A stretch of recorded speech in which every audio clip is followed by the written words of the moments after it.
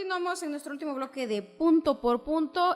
Damos las gracias a la Universidad del Sur por proporcionarnos la cabina para hacer posible este programa de análisis. Y se recuperan las villas, estas villas del CREA, un tema y un despojo que se dio en el gobierno de Roberto Borge, Sergio. Así es, y recordemos que cuando Jaime Hernández era presidente municipal interino de Benito Juárez, en sustitución de Greg Sánchez, Jaime Hernández, hay que decirlo, él era un títere de Félix González Canto, que en realidad dominaba aquí el municipio vía dos personas. Y al final se le presentan al Cabildo un paquete de cambios de uso de suelo, entre ellos el del CREA. Se entendería que para aumentar la densificación de cuartos de hotel.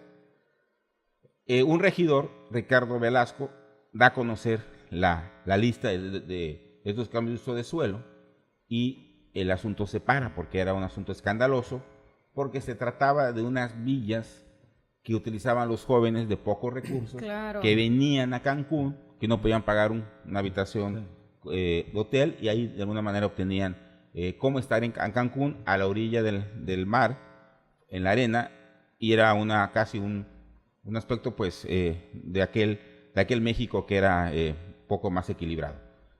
Sin embargo, ante la posibilidad de venderlo, pues eso de los cambios de uso de suelo que implicaban su venta, pues el asunto terminó en stand-by.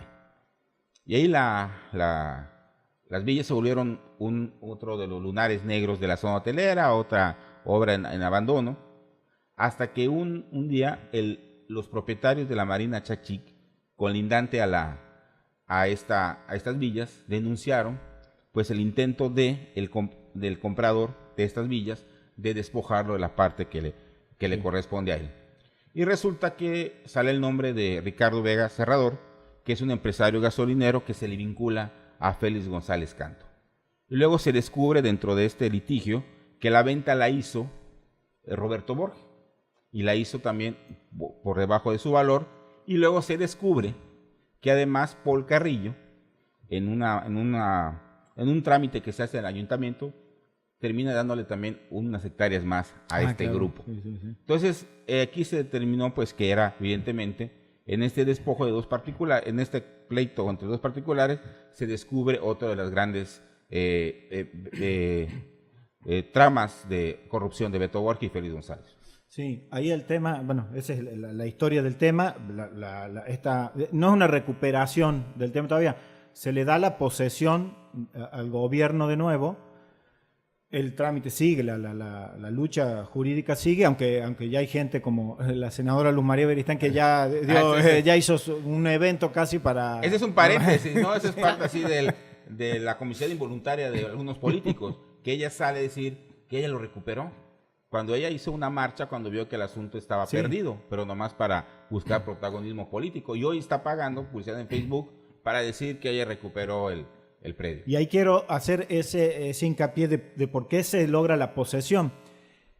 Y lo importante que es que los congresos trabajen para un lado y para el otro. O sea, vemos muchos de los problemas, por ejemplo, que hoy tiene Quintana Roo, nacieron en el Congreso de Borge, y es bueno acordarse para julio de quienes estuvieron en ese congreso levantando la mano y mirando para otro lado cuando Borge pidió 38 mil millones de pesos de deuda, que ellos después la pedían deuda de corto plazo y después ellos la hacían de largo plazo. Y nadie sabía nada. Cuando eso después explota, tarde o temprano, hoy lo vemos que explotó. En el caso de esto fue una buena jugada de este Congreso, eso hay que decirlo. Cuando se reforma la ley de patrimonio, donde nace la famosa Agencia de Proyectos Estratégicos y las asociaciones público-privadas, que ahí puede haber quien no esté muy de acuerdo, una polémica.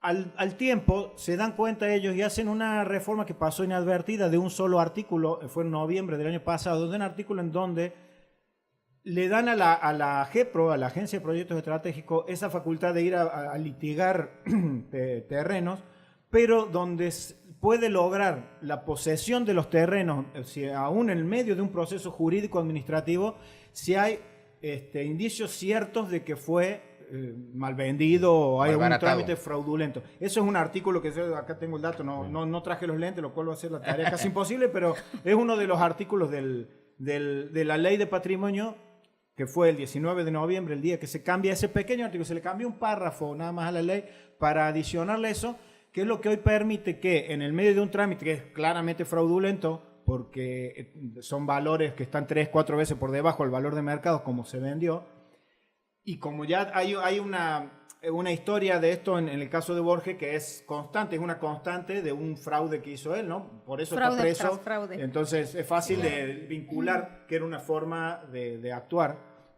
Se vincula que así se actuaba. Cuando llega en este caso el juez dice no, es una actuación constante, es una forma de trabajar. Entonces está sin que haya cerrado el proceso. Por eso digo, el proceso no se cierra, se le da la posesión al gobierno nuevamente mientras se decide qué pasa con eso, porque hay señales muy claras de que es un fraude. Y digo, hay un aplauso para esas partes cuando los congresos trabajan, por eso digo, cuando se trabaja bien y cuando se trabaja mal. No sé si el aplauso lo seguiremos cuando vengan las primeras asociaciones público-privadas, pero bueno, será es como la suspensión, ¿no?